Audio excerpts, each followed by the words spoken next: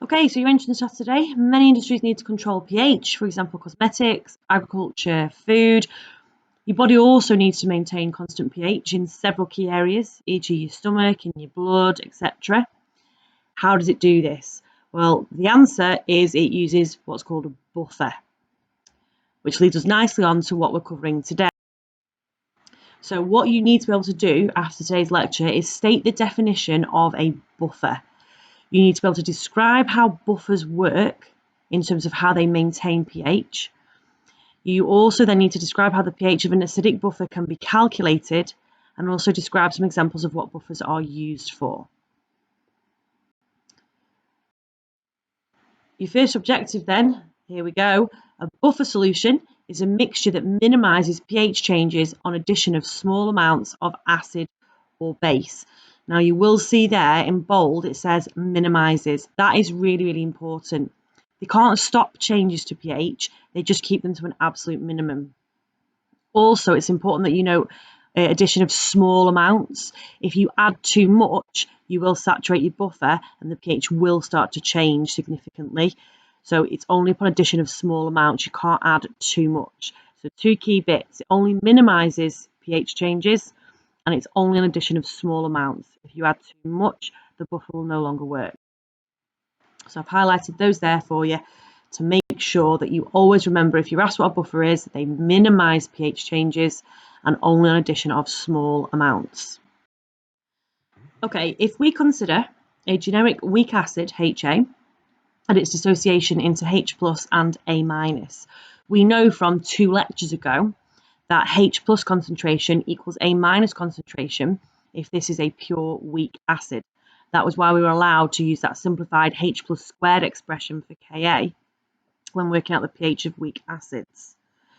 We also know that because it's a weak acid, H plus and A minus are very small because this is only ever so slightly dissociated. If we consider what would happen if we added OH minus, well, OH minus would react with HA and that would create a water molecule and an A minus. That would not change the pH because there's no change in H plus concentration or minimal change. You could see it as the OH minus reacting with H plus, but if it did that, just some more HA would dissociate to replenish that H plus. That's Le Chatelier's principle. The equilibrium would move to the right-hand side to replenish that H plus. So whichever way you look at it, OH minus reacting with HA or H plus, the H plus will stay roughly the same and the pH will stay pretty much the same. However, if we add H plus, we're going to have a different situation. H plus would react with A minus to make HA. So you'd think, oh, well, fine, the H plus that I've added has been removed again, so the pH won't change. However, we haven't got very much A minus. So we're going to run out very, very quickly and the pH is going to start to change.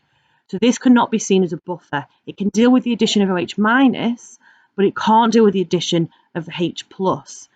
It can deal with a very, very tiny amount, but really not much at all. So if you add H plus, you will change the pH. So this is not a buffer. It cannot maintain the pH upon addition of lots of H plus, or even a bit of H plus really. So if we look at this with this strange arrow, this arrow is showing you that the equilibrium is very much to the left. So there's not very much A minus and H plus. So as I've just said, the addition of any extra H plus, there's not enough A minus to deal with it. So how could we get around that? How could we make sure that any H plus that's added can be dealt with? Well, the easiest way to do it is add in extra salt, add in extra A minus. Therefore, any H plus that you add will react with that A minus and the H plus concentration will stay pretty much the same.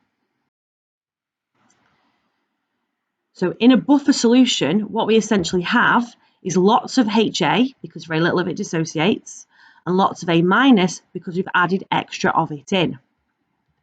So if we add any OH minus, it will react with the HA. As we said before, you could see it as reacting with H plus, but HA would then dissociate. So essentially it is HA that's going down. So this OH minus reacting with HA will minimize the change in H plus. If we add H+, it will react with the A- that we've now got lots of, which will also minimise the change in H+ concentration overall. This is now a buffer. Putting it into real terms, here's methanoic acid dissociating to form H+ and methanoate, the salt methanoate. If we added extra sodium methanoate into this, you would add in extra HCOO- because that fully dissociates. So you would have lots of our A-, the HCOO-. So this would now be a buffer. Any OH- that is added will react with the methanoic acid. Any H+ that is added will react with the A-, the extra HCOO- that we've added to make HA. In both cases, the change in H+ concentration and therefore the pH is minimised. This is a buffer. We need to know how to calculate the pHs of these buffers. So we're going to be using our Ka expression. So Ka is H+, A- over HA. Now it is vital, I went on about this in the lecture about calculating pH. It is vital that you remember, because we are adding A-, we can't use the simplified Ka expression. You have to use it as it is. You can't simplify to H+ squared. We've added extra A- in. So H+ and A- are no longer equal. So just to emphasize that again, we have added A-. H+ concentration, A- concentration are therefore not the same, so you cannot simplify. I'll guarantee someone will still do it. So the equilibrium is very far to the left. We know that because HA is a weak acid. So we make some basic assumptions when we do these calculations. We assume that the concentration of HA is the concentration of the acid in our buffer. We ignore any dissociation of HA. Ka deals with that. We assume that A- is the concentration of the salt that we physically added. We ignore any that's come from dissociation. Again, Ka deals with that. So when you're doing these calculations, the acid that you start with gives you the concentration of HA, and the concentration of A- is worked out by knowing how much of it we've added. So in order to start doing pH calculations, we're going to have to know how to rearrange this expression to get H+ concentration on its own. So the first thing is to move the HA concentration over to the left, and then you can just move the A- over to the left, which will give you Ka times HA over A- gets you H+. Have a little look at this quite straightforward example. So pause the slide for a second while you have a go at this, and then I'll work through it with you.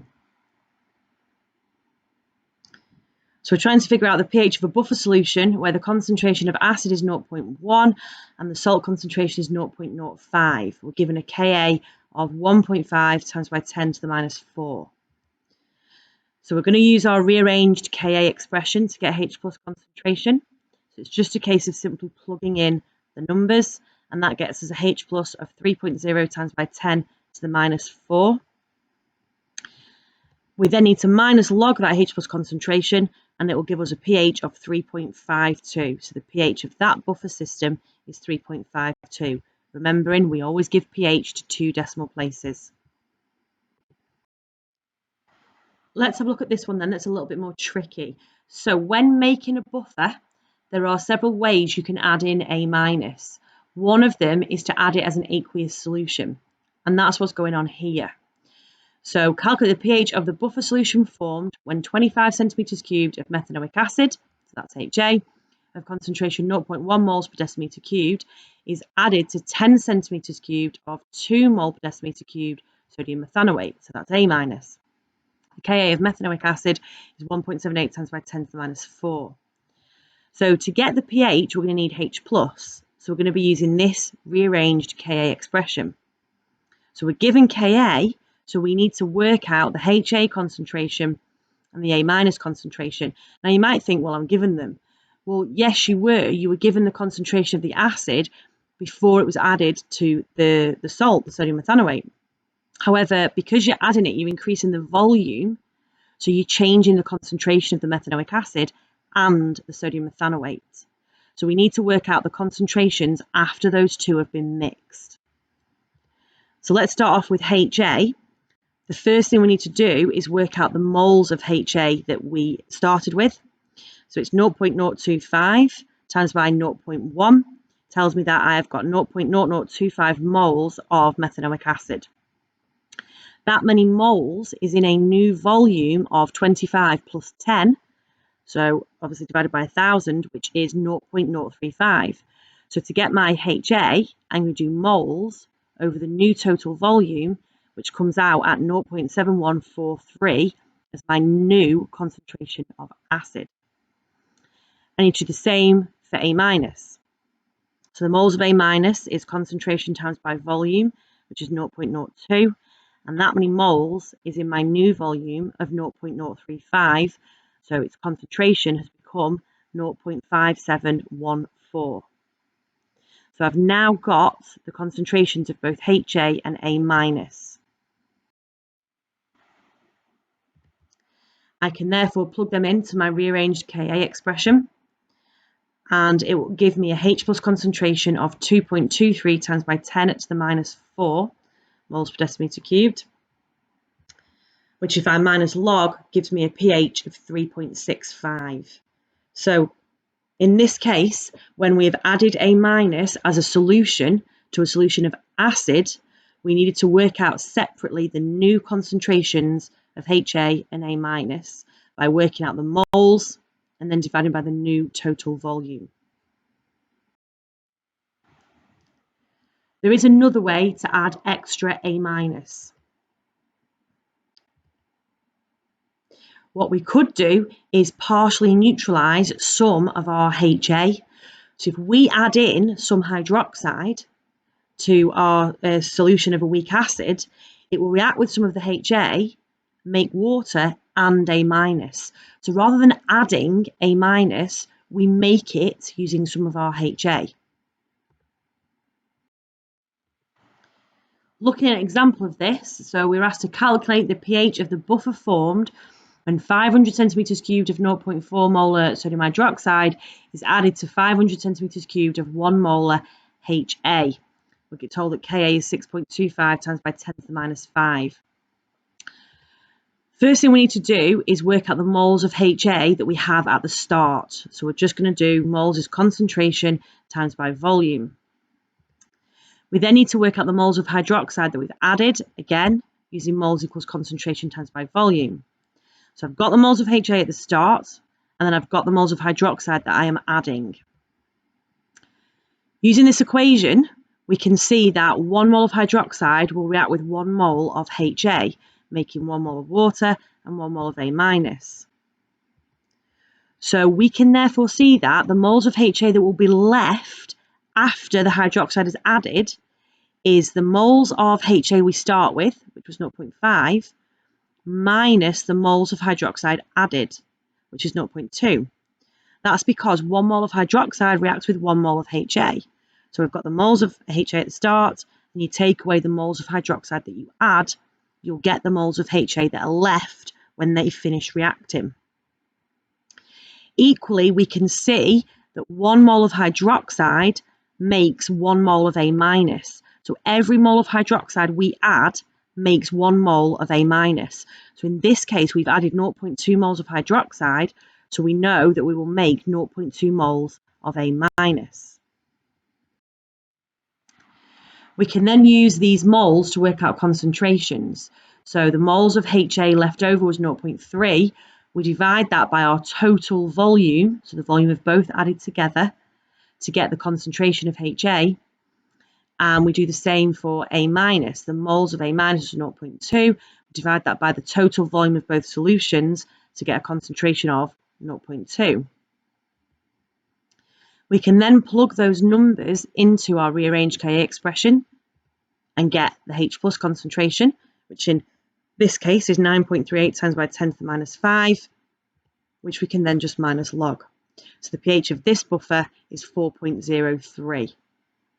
So in this case, when you're making the buffer by partial neutralization, you work out the moles of HA and the moles of OH minus, and then you need to work out the moles of HA left after it's reacted with that OH minus, and you need to work out the moles of A minus produced, and then you can get the concentrations of both and plug them into the Ka expression. Here are two for you to try then. The top one is the first type where you add in A minus directly, and the bottom one is the second type where we're partially neutralising. So pause the slides while you have a go at those, and then I'll work through them with you. First one then, calculate the pH when 50 centimetres cubed of 1 molar methanoic acid is mixed with 20 centimetres cubed of 1 molar sodium methanoate. So this is us adding in A minus directly. So we need to get our HA concentration, our A minus concentration, so we can plug them into our Ka expression. So to work out the new HA concentration, I need to work out the moles of it that I've got, and then I need to divide that by the new total volume to get me the new concentration. I'll then do the same for A minus, so work out the number of moles, and then divide that by the new total volume to get the new concentration. I can then plug those values into my rearranged Ka expression to get H plus concentration of 4.44 times by 10 to the minus 4, which I can then just minus log and get a pH of 3.35. The second example, calculate the pH when 25 centimetres cubed of 0.5 molar methanoic acid is mixed with 10 centimetres cubed of 1 molar sodium hydroxide. So in this case, I am partially neutralising my HA to make A minus rather than just adding it in directly. So my first step is to work out the moles of HA at the start, which comes out at 0.0125 moles. And then I need to work out the moles of hydroxide that were added, and that comes out at 0.010. We've said 1 mole of hydroxide neutralises 1 mole of HA. So to get the moles of HA left after partial neutralisation, I'm going to do the moles at the start minus the moles of hydroxide that were added. And that leaves me with 0.0025 moles of HA. We also said that 1 mole of hydroxide makes 1 mole of A minus, so my moles of A minus are 0.01, the same as the moles of hydroxide. I then need to work these into concentrations, so I'm going to divide each by the total volume to get the concentration. So there's HA, it comes out at 0.07140, and A minus comes out at 0.2857. So that's my HA concentration and my A minus concentration. So I can now plug these into my rearranged Ka expression, and it will give me a H plus concentration of 4.45 times by 10 to the minus 5, which I then minus log and gives you 2 decimal places, a pH of 4.35. The final thing that you need to be able to do is work out pH changes when H plus or OH minus is added to a buffer. So I'm going to touch upon this briefly, but there are extra PowerPoints with worked examples of this because they are quite complex calculations. But let's talk through what happens. So if we add H plus to a buffer, it will react with A minus and make HA. The equation for when you add H plus is shown there. H plus plus A minus gives you HA. This means that A minus is used up and HA is made. The amount of A minus will go down and the amount of HA will go up. That means essentially the equilibrium is shifting to the left to counteract that addition of H plus. Conversely, if OH minus is added, this will react with HA and make water and A minus. This means in this case it's the other way around. A minus is made and HA is used up. So the amount of A minus will go up and the amount of HA will go down. So let's look in more detail at adding H plus. We said H plus will react with A minus. That means A minus is used up and it will make HA. So that means HA amount will go up.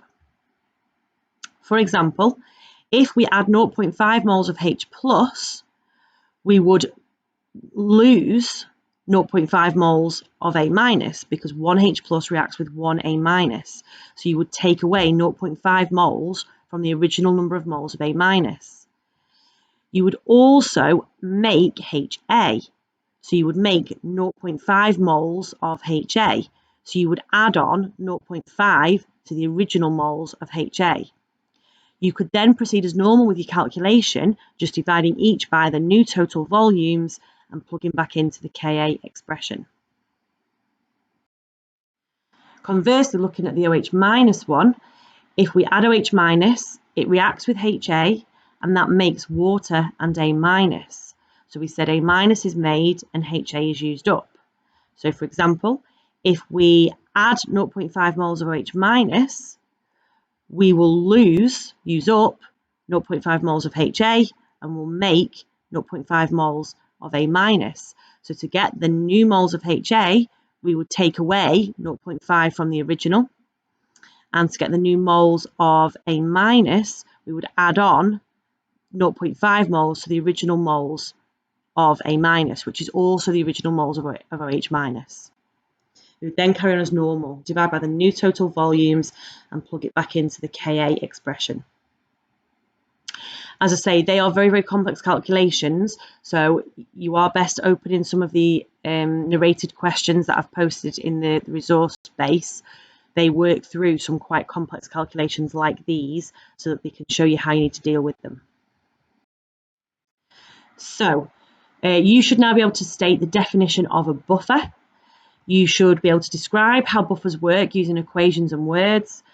You should be able to describe and carry out pH calculations for acidic buffers. And then also you should be starting to look at how you can calculate pH changes when we add H plus and OH minus. And you can describe some of what buffers are used for from that entrance task.